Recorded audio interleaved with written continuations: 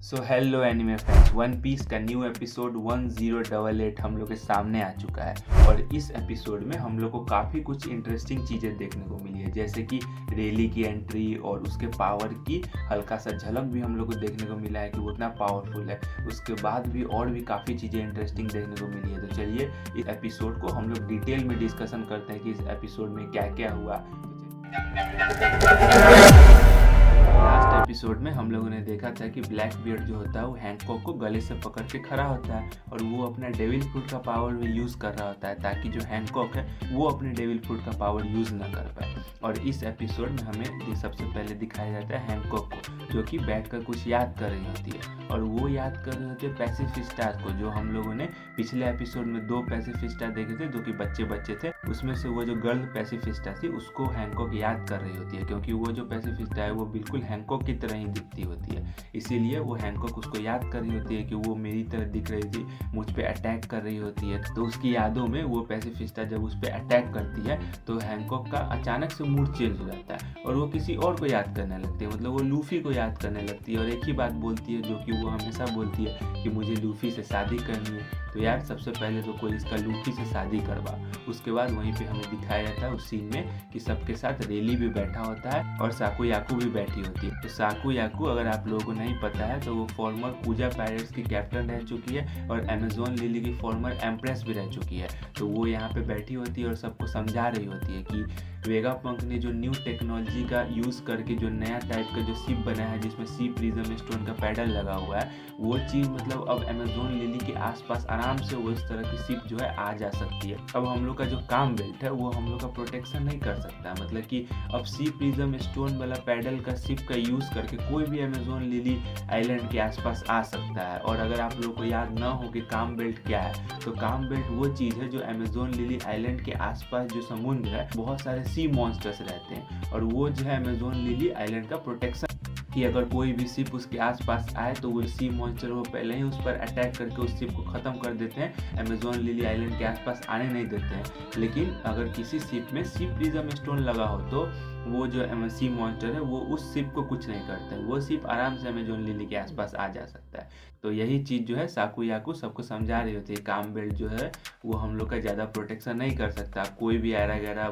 या Amazon lily के आसपास आ जा सकता है, हम लोग ज़्यादा प्रोटेक्टेड नहीं है। तो उसके बाद हम लोग को दिखाया जाता है कि बुढ़िया वहाँ से जो छुटकी बुढ़िया वो चल के आ रही होती है और वो बोलती है कि मुझे ऐसा लगा तो था कि नेवी यहाँ पे आएगी, लेकिन ब्लैक बियर्ड भी यहाँ पे आएगा ये मेरे को नहीं पता था। और आया तो आया, चलो ठीक है, मतलब इतना तबाही मचाया कि पूरा आइलैंड का नक्शा बिगाड़ के रख दिया, मतलब बहुत ज़्यादा तबाही मचाया था। उसके बाद जो रेली वहाँ पे बैठा होता है वो हैंकॉक से कह रहा होता है कि देख बच्ची, अब मैं बुढ़ा हो चुका हूँ, अब मैं 1v1 फाइट में ब्लैक बियर्ड को नहीं हरा सकता, मतलब अब मैं जिस स्टेट में हूँ, जितना बूढ़ा मैं हो चुका हूँ, मेरी पावर भी कम हो चुकी है, तो अब मैं इस स्टेट में 1v1 में ब्लैक बियर्ड को नहीं हरा सकता क्योंकि उसके पास 2 डेविल फ्रूट का पावर। तो इस टाइम पे मैं उसको 1v1 फाइट में नहीं हरा पाऊंगा। यहाँ पर तो कुछ ऐसा सिचुएशन बन गया, कुछ ऐसा सरकमस्टांसेस बन गया जिसके कारण मैं उसको हरा पाया, मैं तेरे को बचा पाया, मतलब कि उसको इस आइलैंड से दूर भेज पाया। लेकिन हर बार ऐसा नहीं होगा। फिर हम लोगों को दिखाया जाता है फ्लैशबैक का सीन, जहाँ पे पिछला एपिसोड जहाँ पे खत्म हुआ था वहाँ से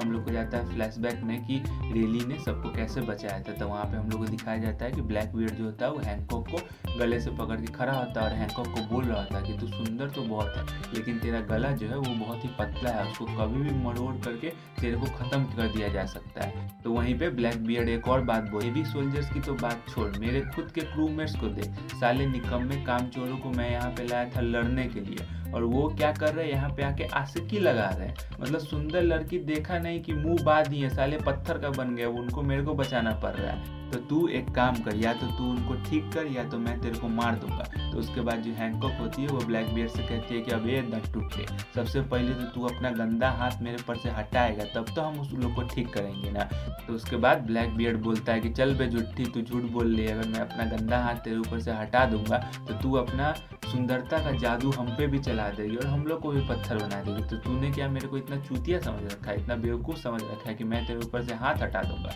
उसके बाद वो वहाँ बैठे कोबी से बोलता है कि क्या बे हीरो, क्या हाल है, बहुत दिन उसके बाद वो वहाँ बैठे कोबी से बोलता है कि क्या बे हीरो, क्या हाल है, बहुत दिन बाद मुलाकात हो रहा है, तूने जो मेरा रॉकी पॉट इंसिडेंट में मदद किया था जिसके कारण मैं वैंग जी को हरा पाया और पायरेट आइलैंड का किंग बन पाया। मतलब यहाँ पे रॉकी पॉट इंसिडेंट क्या था और वहाँ पे क्या हुआ था, कोबी ने किस तरह से ब्लैक बियर्ड की मदद की थी, ये सारी चीज़ें तो यहाँ पे नहीं बताया गया और हम लोगों को पता भी नहीं है कि रॉकी पॉट इंसिडेंट में क्या हुआ था। लेकिन हम लोग को ये पता है कि वैंग जी जो है वो फॉर्मर रॉक्स पायरेट का मेंबर है और हो सकता है कि वो पायरेट आइलैंड पे राज करता हो और जिसको ब्लैक बियर्ड ने हरा करके और पायरेट आइलैंड को अपने कब्जे में ले लिया और अब वहाँ पे ब्लैक बियर्ड राज करता हो। तो वहीं पे वो बोलता है कोबी से कि चल ठीक है, अब तू बता इस सिचुएशन में क्या करना चाहिए। तो कोबी ब्लैक बियर्ड से बोलता है कि देख भैया, जो बहुत सारा जान है अभी दाव पे लगा हुआ है, मेरा बहुत सारा सोल्जर भी पत्थर का बना होगा, तू इस चिरगुल्ली को मार देगा तो इन लोगों को वापस से इंसान में कौन चेंज करेगा।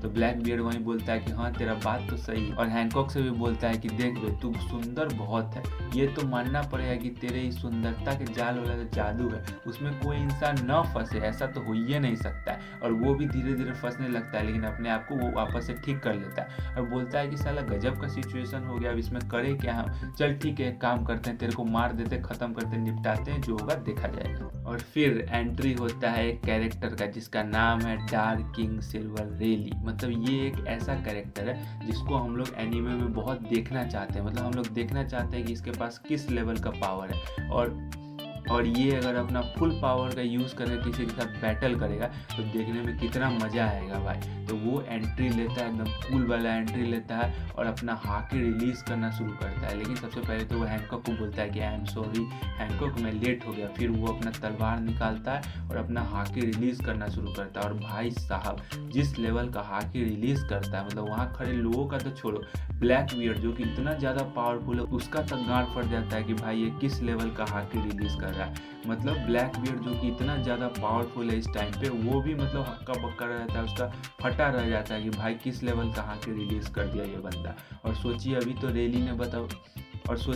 रेली ने बस अपना फ्रैक्शन ऑफ पावर दिखाया, मतलब फुल पावर के साथ अगर फाइट करे तब कितना मज़ा आएगा हम लोग देखने में। तो उसके बाद रेली अपना हाकी रिलीज करते हुए में ब्लैक बियर्ड को बोलता है कि देख वे चिरगुल्ले, व्हाइट बियर्ड के चेले, तू साले ना ज़्यादा हवा में उड़ मत, अब हम यहाँ पे आ चुके हैं। उसके बाद वो हैंकॉक से बोलता है कि देख हैंकॉक, तू ना यहाँ पे जितने भी पत्थर बने लोग हैं सबको ठीक कर दे, और ये दोनों जो नेवी के हैं और ब्लैक बियर्ड है ये सारे अपने लोगों को यहाँ से चुनेंगे, उठाएंगे और निकल जाएंगे। यहाँ पे कोई कुछ भी नहीं करेगा, मतलब हम यहाँ पे खड़े हैं, यहाँ किसी का औकात नहीं है कुछ कर देने का, इसीलिए तू इन सबको सबसे पहले ठीक कर और ये सारे लोग यहाँ से फूटेंगे, निकलते बनेंगे। तो सोचिए यहाँ पे कितना तगड़ा मोमेंट बन गया था।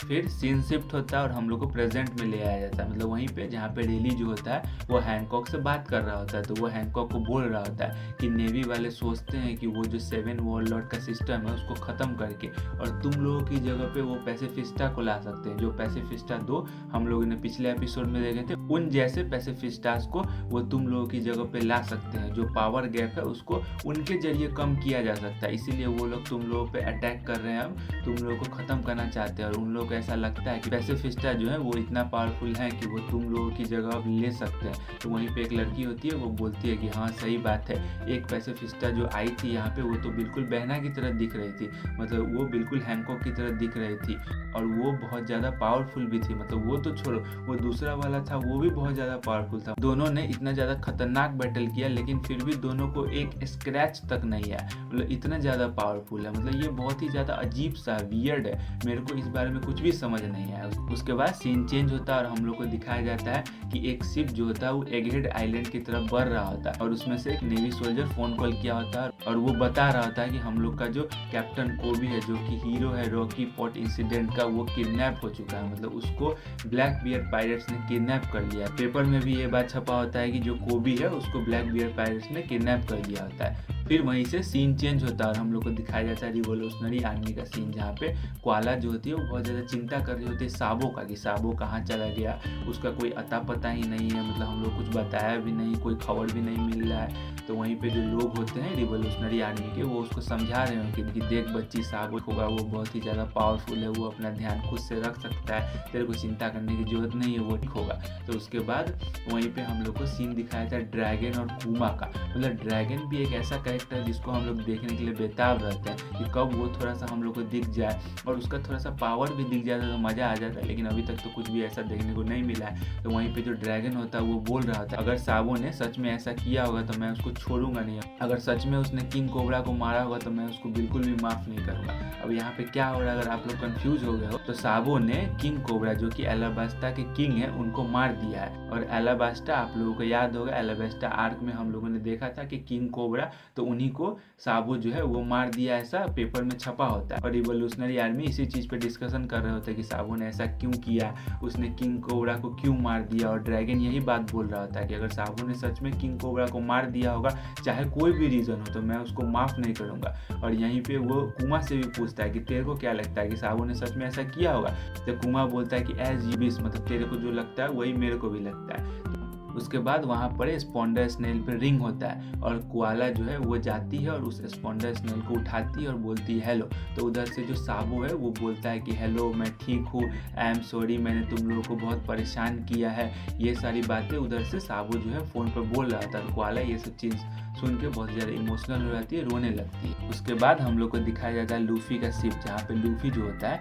उसने भी पेपर पढ़ लिया होता है कि उसमें लिखा है कि साबो ने जो किंग है उनको मार दिया है। तो वो बोल रहा होता है वहाँ पे कि नहीं, साबो ऐसा नहीं कर सकता, वो किंग को नहीं मार सकता, वो बिल्कुल भी इनोसेंट है। और पेपर में ये भी लिखा होता है कि किंग के मरने के बाद जो उनकी बेटी है वीवी वो भी गायब हो चुकी है। तो लूफी यहाँ पे ये भी बोल रहा होता है कि वो मतलब कैसे गायब होगा। और लूफी और उसके साथ साथ जो उसका क्रू है, जहाँ पे सांजी, नामी, ये सारे लोग भी परेशान हो रहे होते हैं कि बीबी को क्या हो गया, मतलब वो कहाँ गायब हो गई, मुझे उसका बहुत ही ज़्यादा चिंता हो रहा है। इन्हीं सब के बीच में जो लूफी होता है वो अचानक से ही रेडी हो जाता है, एकदम तैयार रहता है कि चलो एलाबास्टा, हम लोग उन लोग का मदद करेंगे, उन लोग को बचाएंगे। लेकिन वहीं पे जोरो जो होता है वो मना कर देता है कि नहीं, हम लोग एलाबास्टा क्यों जाए, मतलब वहाँ पे जो किंग थे वो ऑलरेडी मर चुके हैं, उनकी जो बेटी थी वो ऑलरेडी गायब हो चुकी है, तो हम लोग वहाँ पे जाके करेंगे क्या घंटा, मतलब तू वहाँ पे मिलेगा किससे। तो वहाँ पे जो लूफी होता है वो बोलता है हाँ बात तो सही है। उसके बाद लूफी बोलता है कि नहीं यार, फिर भी हमको उन लोग को बचाना तो है, हम किसी भी तरह उन लोग को बचाना चाहते, क्योंकि साबो जो है वो इनोसेंट है। जोरो वहाँ पे उसको एक बात बोलता है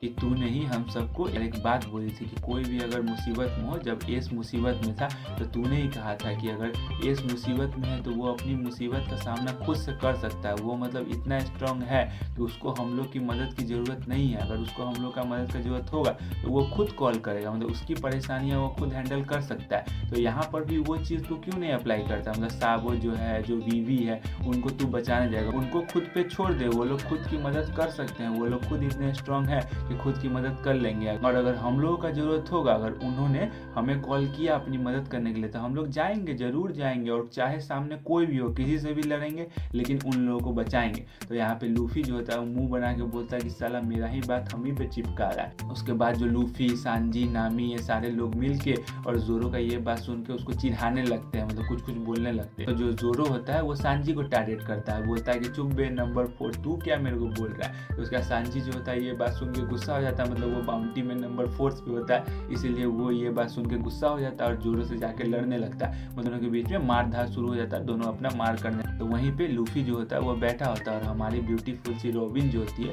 वो पेपर पढ़कर लूफी को सुना रही होती है कि हम लोग जब तक वानो में थे तब तक वर्ल्ड में काफ़ी कुछ हो गया है, मतलब 7 वॉर्लर सिस्टम को ख़त्म कर दिया गया है, सब वॉर्लर्स को ढूंढ ढूंढ कर मारा जा रहा है, और एक नया टीम भी बन गया जिसका नाम है क्रॉस गिल्ड, जिसमें कि बग्गी है, मी हॉक है और तुमको क्रोकोडाइल भी है। और वो बोलती है कि न्यू 4 एम्परर्स भी आ चुके हैं, जिसमें से एक नाम बग्गी का भी है। तो लूफी बोलता है क्या बग्गी, वो तो चूतिया है, वो कैसे एम्परर बन सकता है, नहीं नहीं ये नहीं हो सकता, ये तो बिल्कुल गलत है। तो वहीं पे रॉबिन बोलती है कि हो सकता है ये गलत हो या हो सकता है ये सही भी हो। तो उसके बाद जो रॉबिन होती है वो लूफी से पूछती है कि तेरे को मतलब पेपर में और भी कुछ इंपॉर्टेंट बहुत सारी चीज़ें, क्या वो तेरे को जानना है, मैं तेरे को बताऊँ। तो लूफी बोलता है कि ये सारी बातें मैं तेरे ऊपर छोड़ता हूँ, कि तेरे को जो भी इंपॉर्टेंट लगता है, जो बहुत बड़ी चीज़ें लगती है, वो मेरे को बता, बाकी सब छोड़ दे। तो जो रॉबिन होती है वो बोलती है कि मैं तेरे को ऑलरेडी जो बड़ी चीज़ें थी वो मैंने तेरे को बता दी, और तेरा दिमाग जितना हैंडल कर सकता था उतनी चीज़ें मैं तेरे को बता चुकी हूँ, तो आज के लिए रहने देते हैं। तो वहीं पे लूफी जो होता है वो सो जाता है और सोचने लगता है, मतलब सबको बताने लगता है अपने क्रूमेट्स को कि साबो जो है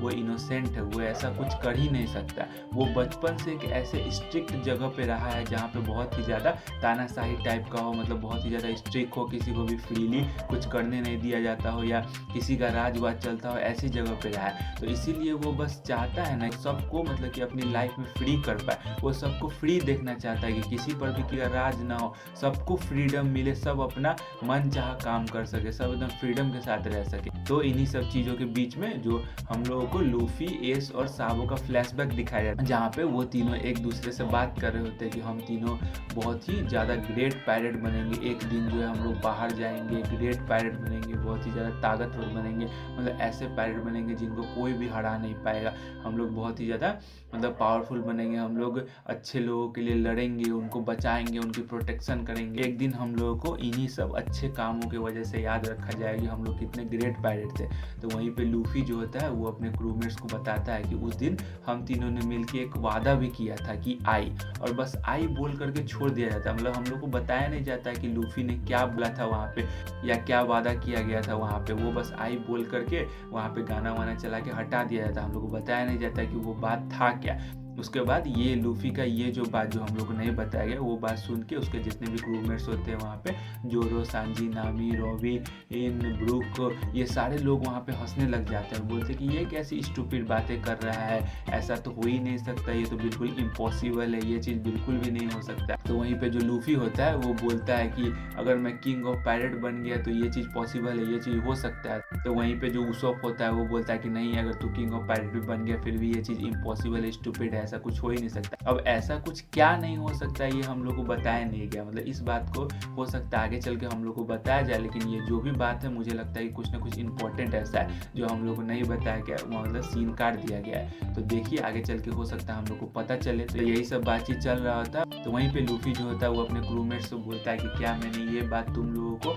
इससे पहले नहीं बताई थी? तो वो फिर खुद ही बोलता है कि हाँ अच्छा, मुझे याद आया कि मैंने तुम लोगों को ये सारी चीज़ें नहीं बताई, ये चीज़ें मैंने बस साबो, एस और सैंक्स को बताई। तो वहाँ पे रॉबिन जो बैठी होती है वो उससे पूछती है तो फिर क्या कहा मतलब कि सैंक्स ने? तो वो बोलता है कि सैंक्स भी ये बात सुन के बहुत जोर जोर से हंसने लगा और उसकी आंखों से तो आंसू रुक ही नहीं रहे थे, मतलब आंसू बह जा रहे थे, ऐसा सिचुएशन हो गया था। मतलब ऐसे ही वो मजाक में बोलता है कि सैंक्स जो है बहुत ज़्यादा हंसा और आंसू बहाया। तो ये एपिसोड यहीं पे ख़त्म हो जाता है इसी के साथ। तो इस एपिसोड में हम लोगों के लिए काफ़ी सारा चीज़ जो है सवाल छोड़ दिया गया। ये एपिसोड इंटरेस्टिंग तो बहुत था, लेकिन बहुत सारा सवाल हम लोगों के लिए छोड़ दिया कि वहाँ पे एग्जैक्टली क्या हुआ था रेली और ब्लैक बियर्ड और इन सब के बीच में, कि वो हैंकॉक को छोड़ दिया और कोबी को किडनैप करके ले गया। मतलब ब्लैक बियर्ड ने कोबी को क्यों किडनैप किया या कैसे वहाँ पे क्या सिचुएशन बना कि वो हैंकॉक को छोड़ के किडनैप करके लेके चला गया। उसके बाद जो रिवोल्यूशनरी आर्मी का हम लोग को सीन दिखाया गया था जहाँ पे साबो जो है वो किंग को मार दिया। तो वहाँ पे एक्चुअली क्या हुआ एलाबेस्टा में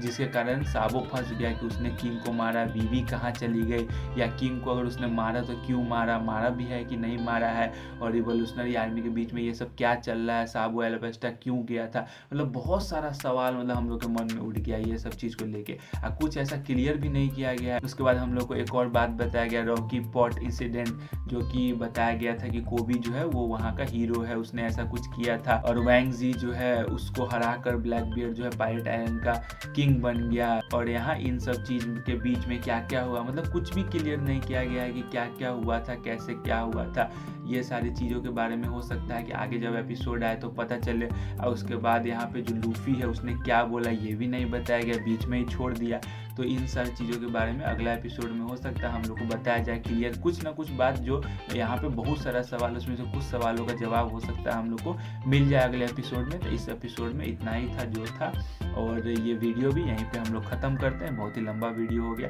तो अगर आप लोगों को वीडियो पसंद आया है तो प्लीज़ वीडियो को लाइक कर दीजिएगा, चैनल को सब्सक्राइब कर दीजिएगा, शेयर भी कर दीजिएगा और कमेंट करके बताइएगा कि आप लोगों को ये एपिसोड कैसा लगा और आप लोगों के मन में क्या क्या सवाल उठ रहे हैं। तो इस वीडियो को यहीं पर ख़त्म करते हैं, मिलते हैं नेक्स्ट वीडियो में, बाय बाय।